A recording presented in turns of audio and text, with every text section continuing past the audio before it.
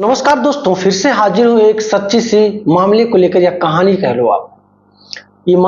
ये कहानी बिहार के कैमूर डिस्ट्रिक्ट यानी कि जिले की ही मेन सिटी की ही है, जहां रोहित नाम का एक 28 साल का व्यक्ति रहता था और ये अपने पिताजी के ही साथ किराने की दुकान में अपने पिताजी का हाथ बटाता था। धीरे धीरे करके कई साल गुजर गए, साल 2 साल 3 साल। अब ये किराने की दुकान में पूरा निपुण हो चुका था। मतलब कि अगर इसके पिताजी दुकान पर ना भी रहते तब भी ये दुकान बहुत आराम से संभाल लेता। जितनी भी पार्टियां माल की डिलीवरी लेती या करती, उन सारी पार्टियों को अब ये हैंडल करना सीख चुका था। इधर इन 3-4 सालों के बीच में इसकी 2 बहनें थी। दोनों बहनों की शादी इसके पिताजी ने कर दी। अचानक इसके पिताजी की एक दिन तबीयत खराब होती है और वो इस दुनिया को छोड़कर चले जाते हैं। अब घर में जो बचता है, रोहित बचता है और इसकी एक माँ बचती है, जिसकी उम्र यही कोई 50+ थी था। अब उसकी माँ कुछ दिन तक बड़ी उदास रहती है। अपने माँ से यही कहता है रोहित, माँ तुम परेशान मत हो, पिताजी इतना तो बना कर गए हैं और इस काबिल मुझे करके गए हैं कि कभी आंच नहीं आने पाएगा। मैं सब कुछ संभाल लूंगा माँ। जब अपने बेटे के मुंह से एक माँ ये शब्द सुनती है तो उसके कलेजे को थोड़ा ठंडक तो पहुंचता है। लेकिन माँ का अब ये ख्वाहिश था कि उसका बेटा रोहित, जिसकी उम्र अब 31-32 साल के अप्रॉक्स हो चुकी थी, अब वो शादी कर ले। उसकी माँ यही कहती है, बेटा बिजनेस है, सब कुछ कर रहे हो, नाम भी तुम्हारा बन चुका है, पैसा भी कमा रहे हो, एक शादी कर लो, बहू आ जाएगी घर में तो सब कुछ बदल जाएगा। मेरी भी चिंता दूर होने लगेगी, मैं भी घर में अकेलापन नहीं महसूस करूंगी। जब भी खाली समय रहेगा मैं उसी से आराम से बातें करूंगी, कुछ दुख सुख अपना बताएगी, मैं अपना बताऊंगी, इससे टाइम भी बीत जाएगा। रोहित माँ की बातों को मानते हुए ये कहा, ठीक है माँ, शादी जहां आप चाहो, जो भी लड़की आपको पसंद हो उस लड़की से मेरी शादी करवा दो, मैं मना नहीं करूंगा। माँ जब अपने बेटे की जुबान से ये बात सुनती है तो खुशी के मारे फूले नहीं समाती और रिश्तेदारों के पास फोन कर करके यही कहती है कि मेरा बेटा रोहित अब शादी करने के लिए तैयार है, कोई अच्छी लड़की होगी तो बताइएगा, लड़की पढ़ी लिखी रहेगी तो और अच्छा रहेगा। चारों तरफ रिश्तेदारों में इस बात की चर्चाएं फैल गई कि रोहित, जिसके पिताजी मर चुके हैं, करोड़ों नहीं अरबों की संपत्ति है उनके पास, अब वो रोहित किसी अच्छी लड़की से, पढ़ी लिखी लड़की से शादी करना चाहता है। धीरे धीरे करके कुछ रिश्तेदारों की मदद से रोहित की शादी फिक्स कराई जाती है एक मॉडर्न लड़की से, जो कि बहुत खूबसूरत थी, पढ़ी लिखी भी काफी ज्यादा थी, बीच बीच में अंग्रेजी ज्यादा बोलती थी। जब फोन कॉल्स पे रोहित से बात होने लगा तो रोहित से भी अंग्रेजी में बात करती थी कभी कभी, तो रोहित उसको मना करता था कि देखो, तुमने भाषाएं सीखी है, पढ़ी लिखी हो, अच्छी बात है, लेकिन अंग्रेजी ना तो मुझे उतना समझ में आता है, ना तो मैं अंग्रेजी उतना जानता हूं, इसलिए नॉर्मल भाषा में बात करो तो अच्छा रहेगा। मैं जानता हूं तुम एक पढ़ी लिखी लड़की हो। लड़की कहती है, ठीक है भाई, आपको अगर ऐतराज है तो मैं हिंदी में ही बात करूंगी। अब रोहित उस लड़की से फोन में बातचीत करते करते इस तरीके से प्यार में लीन हो गया कि रोहित उसकी छोटी छोटी कमियों को भी नजरअंदाज करने लगा। धीरे धीरे करके शादी का दिन आता है। शादी फिक्स हो चुकी थी, सब कुछ आराम से तैयारियां होती हैं, शादी विवाह का प्रोग्राम, सुहाग रात के प्रोग्राम, सब कुछ खत्म हो जाते हैं। धीरे धीरे करके साल गुजर जाता है। अभी रोहित को कोई संतान नहीं पैदा हुआ था और जिस लड़की से रोहित शादी करता, उस लड़की की उम्र 28 साल थी, नाम उसका पूजा था।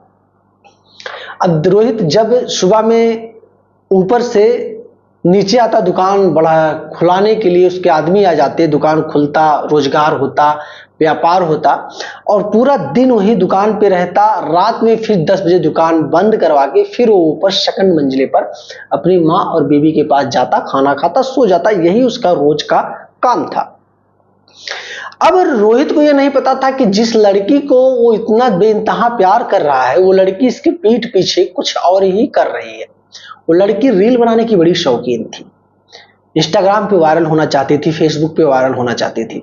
लड़की ने कई बार अलग अलग टिप्स भी ट्राई किए, कई बार कई चीजों को ट्राई किया, लेकिन लड़की वायरल नहीं हो पा रही थी। इसलिए लड़की को अब अलग जुनून ही सवार हो चुका था। वो धीरे धीरे करके अपने कुछ कपड़े निकाल कर इधर उधर करने लगी और रील्स बनाने लगी। लाइव आ जाती थी कि कम से कम उसके फॉलोअर्स आए और उसकी कुछ चीजों को, कुछ अंग प्रदर्शन करती थी, कुछ चीजों को देख करके आकर्षित हो और लड़के उसको फॉलो करें। अब ये सारी चीजें कंटिन्यू इसी तरीके से करती गई। तकरीबन 4-6 महीने गुजर गए। फॉलोअर्स भी इसके लाखों में हो गए इंस्टाग्राम पे। अब इसकी वीडियोस धीरे धीरे करके वायरल होनी शुरू हो चुकी थी। अब कहीं ना कहीं पूजा के मन में ये डर सताने लगा कि हरकतें तो उसने बहुत बेकार कर डाली है। कहीं मान लो किसी दिन इसका रील्स किसी रिश्तेदार को मिला या इसके पति ने देख लिया, तब पूजा के ऊपर क्या गुजरेगी। पूजा ने ठान लिया कि अब वो अपने पति को इसके बारे में बताएगी।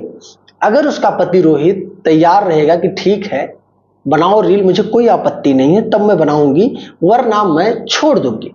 अब ये सारी चीजें वो सोच ही रही थी, एक एक दिन गैप कर रही थी कि आज बताऊंगी नहीं, कल बताऊंगी नहीं, परसों बताऊंगी। ये सारी चीजें उसके दिमाग में चल ही रहा था कि अचानक एक दिन दोपहर का वक्त था, तकरीबन 1:30 बज रहे थे। रोहित मोबाइल स्क्रॉल ही कर रहा था, तब तक उसकी पत्नी का रील उसके मोबाइल में आ गया। रोहित कुछ पल के लिए सनक गया, उसको समझ में नहीं आ रहा है कि जिस लड़की को देख रहा हो लड़की कोई और नहीं बल्कि उसकी खुद की पत्नी ही है। अब रोहित कुछ देर तक अकाउंट पे विजिट करता है, अकाउंट पे सारे रील्स देखने लगता है। सारे रील्स देखता है, वो 100% ये मान लेता है कि वो उसकी पत्नी है, क्योंकि अगल बगल का जो डेकोरेशन था कमरे का, जो बनावट था, वो रोहित के कमरे की तरह ही था।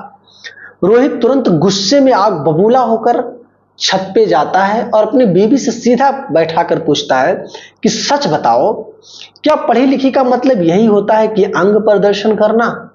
तुमने कभी समझा मुझसे कि मुझे से आपको राय लेना चाहिए? जब मैं तैयार हूं, मैं तुमको छूट दूं, तब तुम कर सकते हो, तुम मेरी पत्नी हो। आजादी का मतलब ये नहीं होता है कि तुम इतना आजाद हो जाओ कि पति से भी सलाह लेने में तुमको संकोच लगे या पति के पीठ पीछे तुम ऐसी ऐसी कहानियां गढ़ित करो। अब इधर पूजा रोने लगी, बिलखने लगी, मुझसे गलती हो गई, मैं आपको बताने ही वाली थी। अब ये बात कहने लगा रोहित कि आखिर कब बताने वाली थी? जब तुम्हारे फॉलोअर्स मिलियंस में हो जाते और तुम्हारी ये जो अर्धनग्न की, ये जो अंग प्रदर्शन की वीडियोज हैं, ये धीरे धीरे करके खूब वायरल होती, लोग देखते, मजे लेते और मजे ले भी चुके हैं, तब तुम मुझे बताती। तुमको मुझसे राय तो लेना चाहिए था। तुम मेरी पत्नी हो, मेरी घर की इज्जत हो, मेरी सम्मान हो। ये सारी बातें करते करते रोहित के भी आंखों में आंसू आ गए और गुस्से से उसका शरीर पूरा थरथराने लगा। ये सारी चीज बगल में खड़ी उसकी मां देख रही थी, लेकिन बेटे को इतना गुस्से में देखकर उसने कुछ पूछना उचित नहीं समझा, क्योंकि मां भी डर रही थी कि अगर कहीं इसने बेटे से सवाल जवाब थोड़ा किया तो हो सकता है ये मां के ऊपर भी काफी ज्यादा नाराज हो जाए। उसके बाद रोहित बीवी को उल्टा सीधा कहने लगा। अब बीवी भी अपने आप को मॉडर्न जमाने की समझ रही थी, पढ़ी लिखी कुछ ज्यादा थी, रोहित से बहुत ज्यादा पढ़ी लिखी थी। अब रोहित से ये तू तड़ाके वाली बात करने लगी, तमाम प्रकार की बातें होगी। तब तक रोहित दरवाजे की कुंडी को अंदर से बंद कर लेता है। पहले तो अपनी पत्नी पूजा को मारता है जितना वो मार पाता है। मारने के बाद कमरे में भी एक सेब काटने के लिए, फल काटने के लिए उसके पास चीजें रखी थी, उन्हीं चीजों से उसके गले पे वार करता है, पीठ पे वार करता है, पेट पे भी वार करता है। कई जगहों पे वार करने के बाद उसकी पत्नी मुश्किल से 10 मिनट के अंदर इस दुनिया को छोड़कर जा चुकी थी, यानी कि रोहित ने अपनी पत्नी पूजा का हत्या कर दिया।